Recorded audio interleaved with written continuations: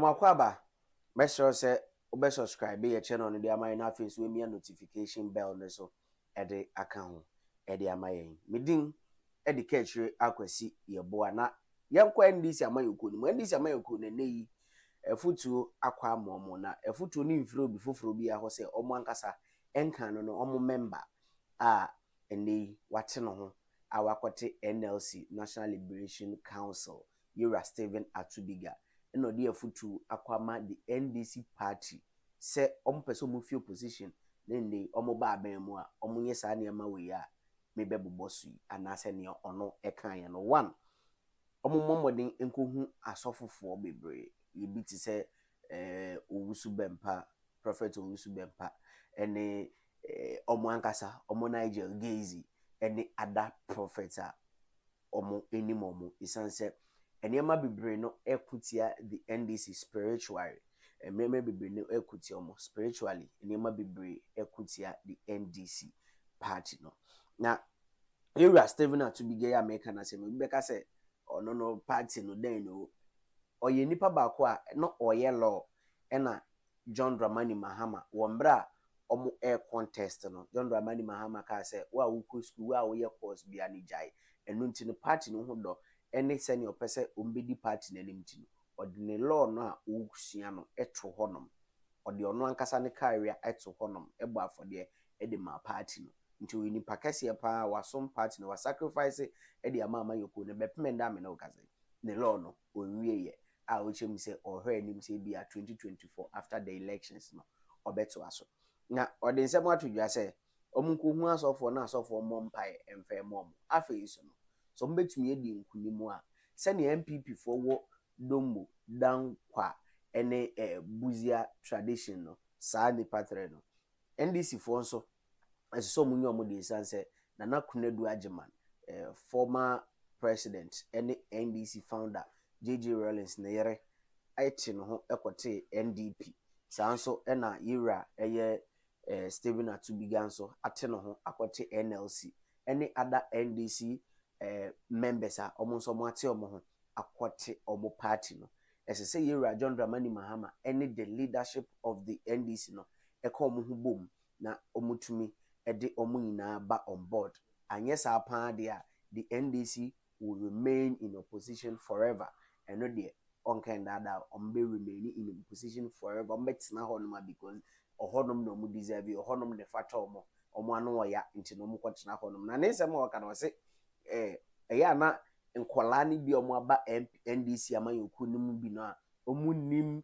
amanyoku no ne fapem ne fire by ne kofa by any others no omo de omu nim anse ne ya omo aba eno mo abenya position wa amanyoku nim te they are just enjoying sikaka kraba mboto mu didi eno mo ano ayedin babies with sharp teeth emo kasa rough ewa amanyoku nim no ochim se saafo no de omu hu ne se enema eye fine enema daboko na emom no uko deep uko deep down wa enema enye boko kra ema NDC amanyoku na yenti senia Yura Stephen Atubiga ede ensem no etudwa fire with politics, my brother. There's no vim in it, my brother.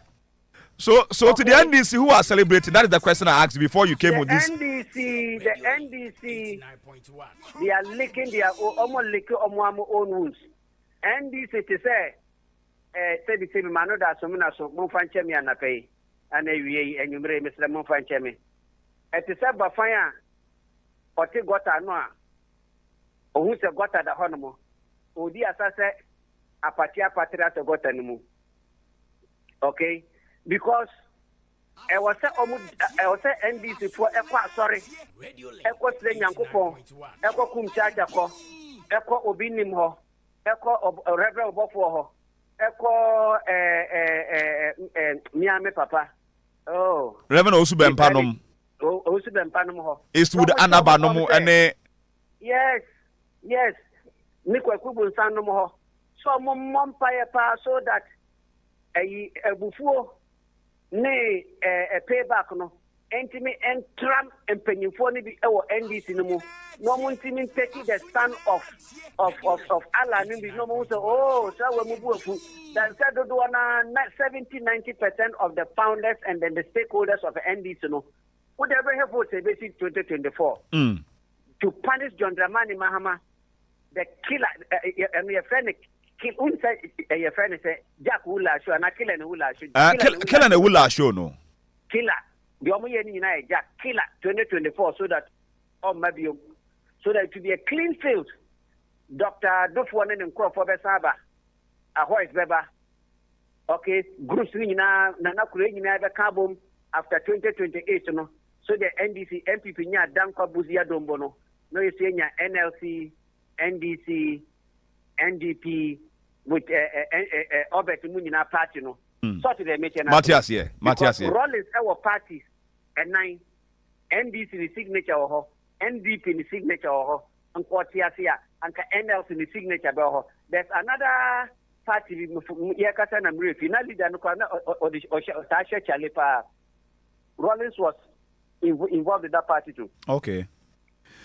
Okay. So for celebrating mabuno no. Okay. It says small boys no ma joining na what you say omonya positions no. They don't know say the hardcore, the heart of the party itself no. Omonya happy and amono omode party ni namno. With politics my brother, there's no vim in it.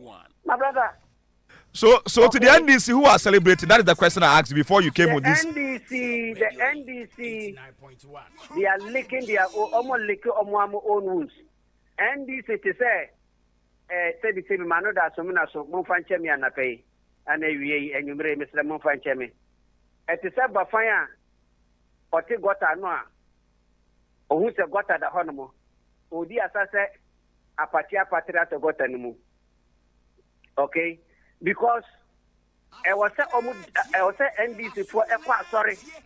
Echo Slen Yankopo, Echo Kum Chachako, Echo Obinim Ho, Echo Reverend Bofo, Echo Miami Papa.